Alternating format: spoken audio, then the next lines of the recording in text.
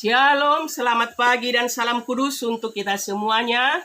Betapa kita sangat bersyukur kepada Tuhan kita, Bapak Ibu yang sangat dikasihi oleh Tuhan Yesus, di mana kita masih dalam suasana menyambut perayaan Paskah oleh umat Kristen di seluruh dunia, yaitu memperingati kematian, kebangkitan Yesus Kristus yang rela mengampuni segala dosa kita semua. Karena itu, sebelum kita memulai pemberitaan firman, kita terlebih dahulu berdoa. Tapi saya mengucapkan banyak terima kasih kepada pengurus yang memberikan kesempatan kepada saya saat ini untuk membawa firman dalam saat teduh. Untuk itu, marilah terlebih dahulu berdoa, memohon pimpinan Tuhan untuk menerangi firman-Nya untuk kita pagi ini. Mari kita berdoa, Bapak, Ibu yang dikasihi oleh Tuhan. Bapa kami di dalam surga, kami sangat bersyukur atas kebaikan dan kemurahan hati Tuhan telah mempersatukan kami di pagi hari ini untuk bersama-sama memuji memuliakan nama Tuhan Yesus. Sebab Engkau adalah Tuhan dan Juru Selamat kami yang hidup, yang tiada henti selalu memberkati hidup kami semua anak-anak-Mu. Untuk itu ya Tuhan, di saat kami dengar-dengaran pagi ini, berkatilah firman-Mu, berkatilah kami semua. Di dalam nama Tuhan Yesus Kristus kami sudah berdoa. Haleluya. Amin. Bapak Ibu sekalian, pagi ini teks kebenaran firman Tuhan adalah yang akan kita renungkan bersama adalah dari surat Paulus kepada jemaat Roma pasal 5 ayat 1 sampai 11 yang saya beri judul Kita Tetap Teguh Berdiri Dalam Pengharapan Kita. Demikian firman Tuhan. Roma 5 ayat 1 sampai 11. Sebab itu, kita yang dibenarkan karena iman, kita hidup dalam damai sejahtera dengan Allah oleh karena Tuhan kita Yesus Kristus.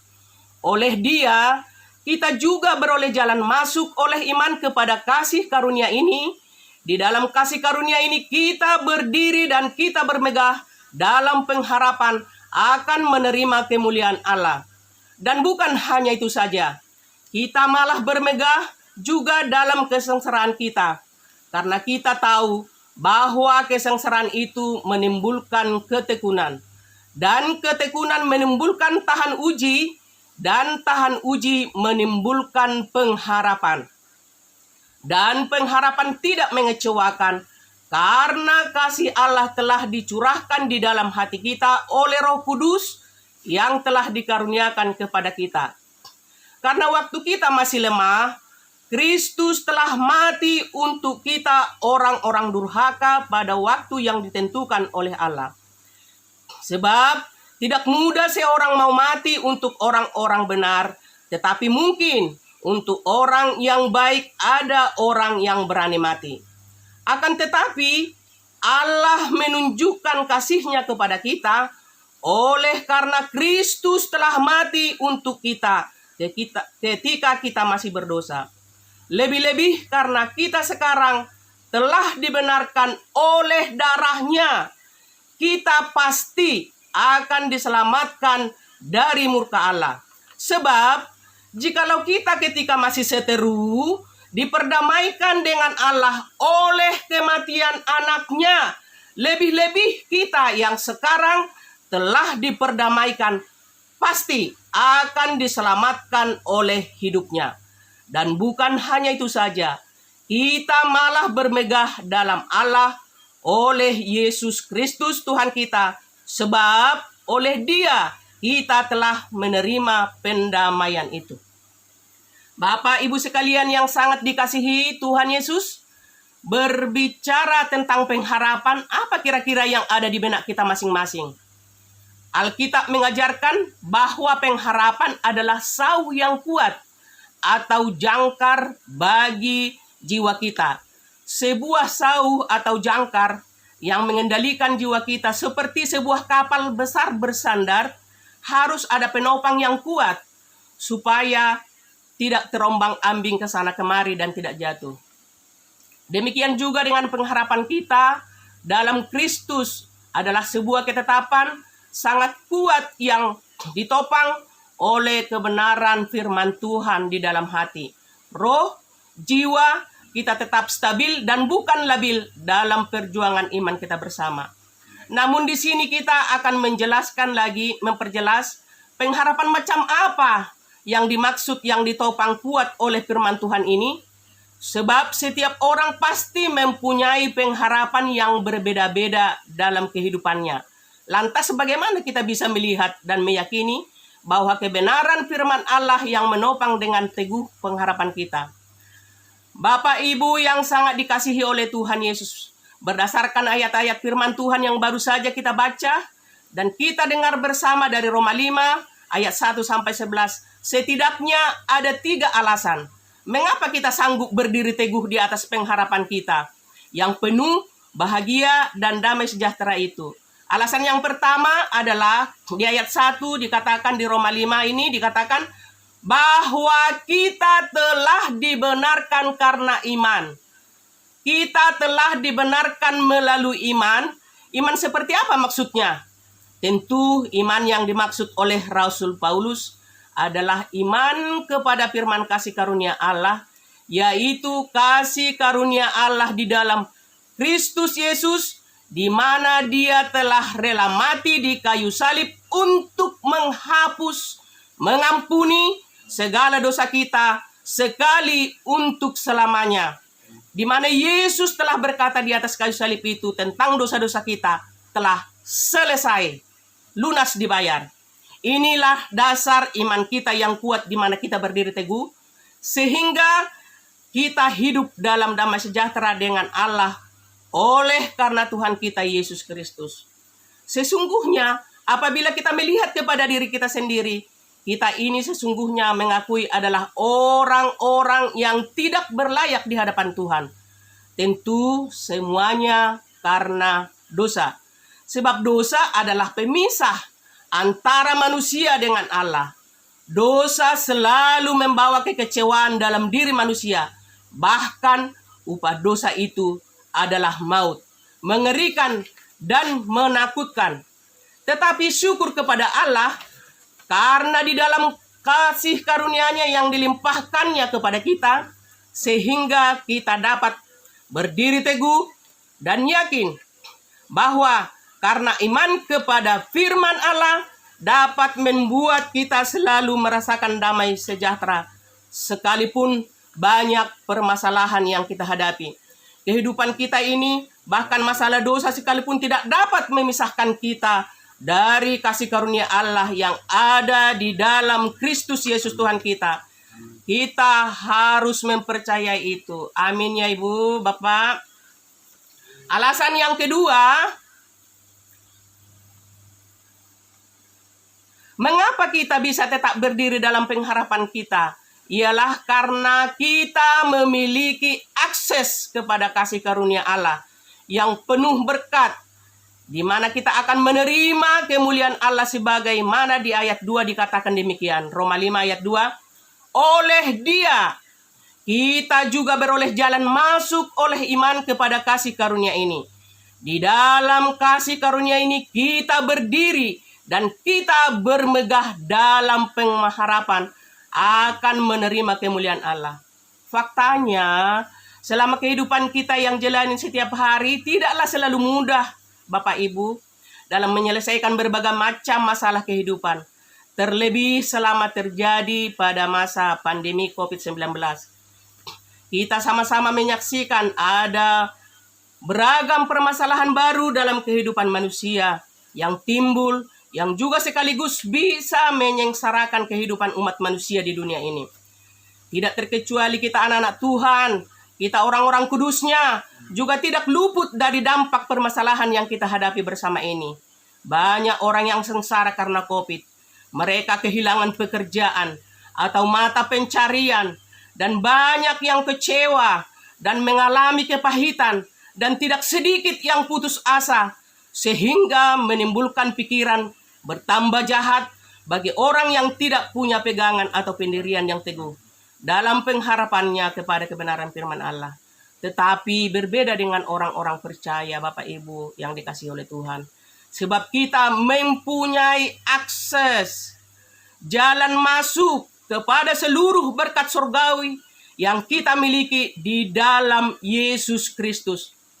Sebagai fasilitas yang mewah dan sempurna, melalui iman menjadi milik kita setiap saat. Bahkan kita ketika menghadapi masalah-masalah berat sekalipun dalam kehidupan, itu semua bukanlah jadi alasan atau penghambat maju terus melayani dan memuliakan Tuhan kita. Itulah sebabnya firman Tuhan ini mempertegas maksud semuanya itu adalah bahwa pengharapan akan kemuliaan Allah yang akan kita terima dengan pasti. Itulah akhir semuanya itu, yaitu sukacita penuh akan selalu kita alami. Itulah rencana Tuhan yang sangat indah bagi kita semua, Bapak, Ibu sekalian. Tidak heran jika Rasul Paulus katakan di ayat 3-5, dan bukan hanya itu saja. Artinya masih ada hal yang lain lagi. Sebagai bonus, kita malah bermegah juga dalam kesengsaraan kita. Karena kita tahu bahwa kesengsaraan itu menimbulkan ketekunan, dan ketekunan menimbulkan tahan uji, dan tahan uji menimbulkan pengharapan, dan pengharapan tidak mengecewakan, karena kasih Allah telah dicurahkan di dalam hati kita oleh Roh Kudus telah dikaruniakan kepada kita. Ada alasan yang ketiga lagi, Bapak, Ibu yang saudara kasihi.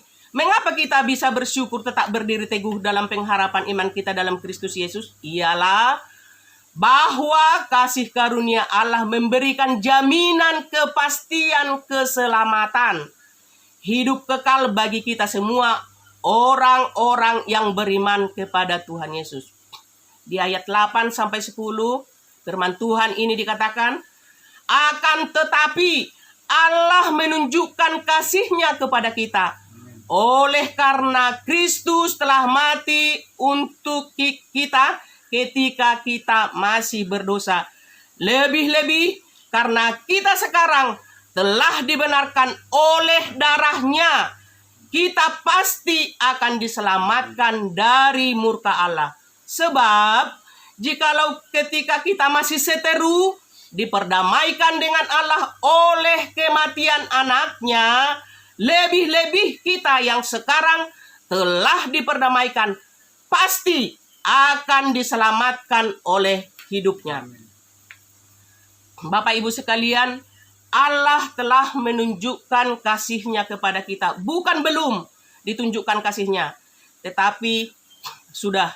Kapan ditunjukkan Allah kasih-Nya yang terbesar kepada kita?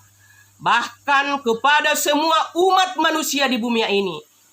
Ada begitu banyak kasih Allah yang ditunjukkannya kepada kita. Bahkan tidak terhitung. Kita menghirup udara segar di pagi hari ini. Anak-anak kita berhasil dalam studi dan karir mereka. Kita dipelihara dari penyakit virus yang mematikan dan lain-lain lagi. Tetapi kita harus memastikan bersyukur diawali dari hal yang terbesar. Bukan dari hal yang biasa saja. Atau yang bersifat sementara. Apakah hal yang paling luar biasa yang Allah tunjukkan kepada kita? Dikatakan firman Tuhan, Allah menunjukkan kasih-Nya kepada kita ketika kita masih berdosa. Kapan kita berdosa? Jelas itu dulu. Mengapa dulu? Karena sekarang Allah telah menunjukkan kasih-Nya kepada kita. Karena Kristus rela mati untuk menebus segala dosa kita. Segala dosa ya ibu-ibu, bukan sebagian. Segala dosa kita. Sehingga kita sekarang bukan orang berdosa lagi. Tetapi kita adalah orang kudusnya Tuhan. Karena darah Kristus telah menguduskan kita sekali untuk selamanya. Tidak ada sumber sukacita yang paling besar yang kita miliki. Kecuali karena telah mengetahui bahwa nama kita telah terdaftar di dalam surga. Karena di dalam surgalah kita memiliki segala yang tetap dan mulia selamanya. Di dunia ini adalah hal yang berubah-ubah atau labil. Jadi saya menyimpulkan khotbah saya hari ini. Jadi inilah dasar jaminan pengharapan kita yang teguh, di mana kita dapat berdiri teguh selamanya, akan merasakan damai sejahtera dan sukacita, yaitu sebuah kepastian keselamatan hidup kekal dalam Yesus Tuhan kita sampai selama-lamanya. Dunia ini selalu menawarkan keraguan-raguan.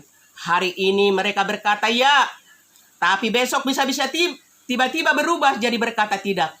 Tetapi firman Tuhan selalu meyakinkan kita dan berkata ya dan amin. Bapak Ibu yang dikasihi Tuhan Yesus Kristus, marilah kita syukuri semua ini dan kita berdoa.